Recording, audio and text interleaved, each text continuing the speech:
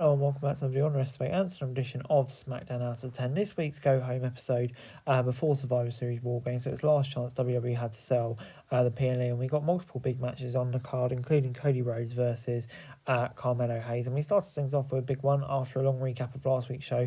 The Women's War Games teams arrived for the first segment. Both teams gave the usual array of insults and promises, as they always do, and all hell broke loose as officials broke it up. Fairly predictable, but gave us some build for that match. But we started things off with Andrade taking on Nakamura. This is the first TV match for Nakamura since April, so it was also the first time we'd seen his new gear in entrance. The match started with Nakamura taking El Elo down and attempting to stomp on his head. Andrade tried to use his speed, but Nakamura's striking ability was on full display. This was a really good match, but it would have been great if the match had been cut in half. Every single thing they did looked good, and it's lucky that we'll get to see them mix up again in the PLE uninterrupted. Nakamura in space to turnbuckle and Ford Andrade into running it before he finished him off the King Shatter win. LA Knight runs the ring but was immediately misted. Makes sense. Built Nakamura up ahead of the pay-per-view. I'll give it 7 out of 10. We then got Tommaso Ciampa reading Johnny Gargano and the Riot backstage after their recent differences.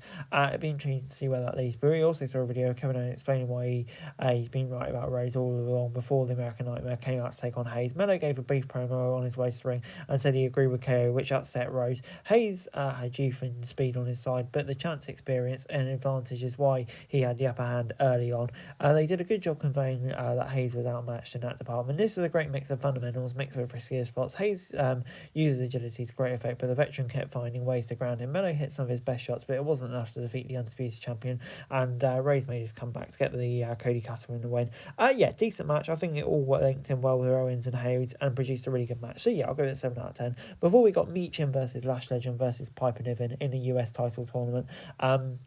Squaring off to see who would face off in the semi-final round. Chelsea Green was at ringside, but Jakara Jackson was missing from Legends' corner. Niven took control early by using her power to toss competitors around, but Legends showed off impressive power of her own when she picked up Niven for a body slam like it was no big deal. Green interfered in an attempt to help Niven by hitting a super kick on Mitchin, but B-Fab ran down and beat up Green until they were out of the arena. The three competitors battled for a break and into the next segment. When this match had moments that the crowd popped, it felt a bit disjointed. There were moments where something was waiting to happen, it just didn't really happen. Legend and Niven both came close, but in the end it was Meechin who scored victory. I'm going to give it a 5 out of 10. It was alright, but just felt like it could have been better. This week's main event between Jay and Fatu determined the advantage in the men's War Games match. Nick Aldis told booth crews that everyone was bound from ringside to make sure things were as fair as possible. Fatu stared down and intimidated Jay before they locked up. Fatu showed off his power by easily lifting Jay up and knocking him down with a big shoulder block. From that point, the Samoan Werewolf had the upper hand for several minutes. Jay was able to mount a comeback, but it was all for naught. After a hard-fought battle, Fatu sealed the victory and earned the advantage for the new bloodline.